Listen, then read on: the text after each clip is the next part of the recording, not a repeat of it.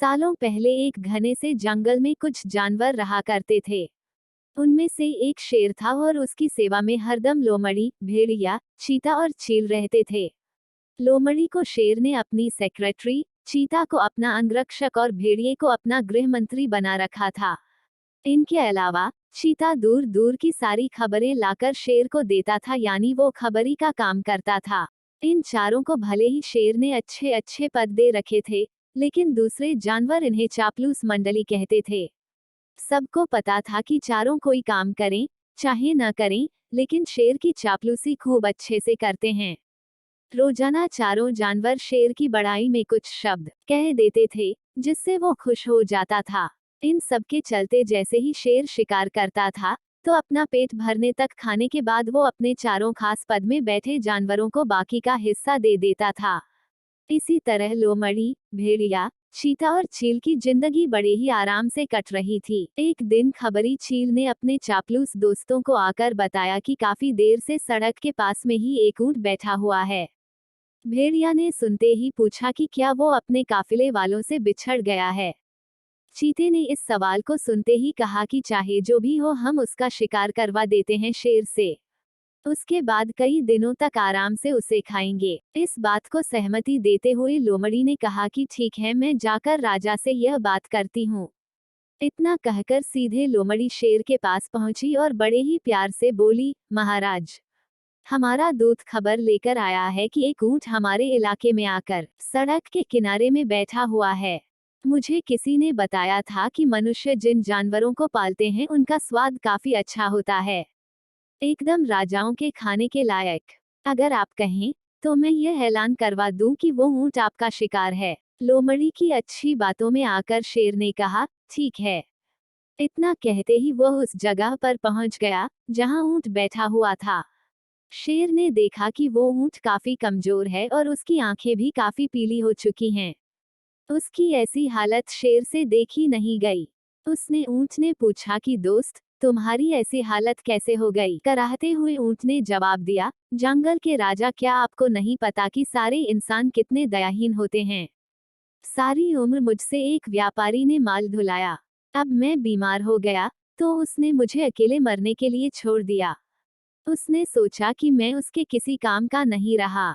इसी वजह से अब वो मुझे अपने साथ नहीं रख रहा है और न ही मेरा इलाज करवा रहा है।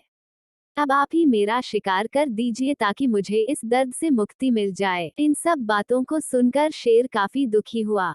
उसने ऊंट से कहा कि अब तुम इसी जंगल में रहोगे हमारे साथ। यहाँ तुम्हें कोई भी नहीं मारेगा।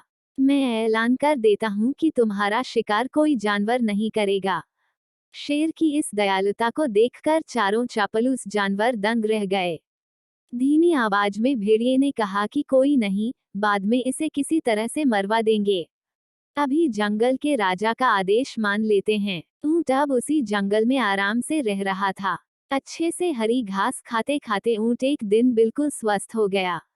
वो हमेशा शेर के प्रति आदर भाव रखता था और शेर के दिल में भी उसके लिए दया और प्रेम की भावना थी। अब शेर की शाही सवारी भी स्वस्थ ऊंट निकालता था। वो शेर के चारों खास पदाधिकारी जानवरों को अपनी पीठ पर बैठाकर चलता। एक दिन चापलूस जानवरों ने जंगल के राजा शेर को हाथी का शिकार करने के लिए कहा। राजा भी मान गया, लेकिन वो हाथी पागल था। उसने शेर को बुरी तरह से पटक दिया। किसी तरह से शेर पागल हाथी से बच तो गया, लेकिन उसे काफी चोट लग गई। अब बीमार शेर बिना शिकार किए किसी तरह से अपनी जिंदगी जीने लगा। उसके सेवक भी भूखे थे।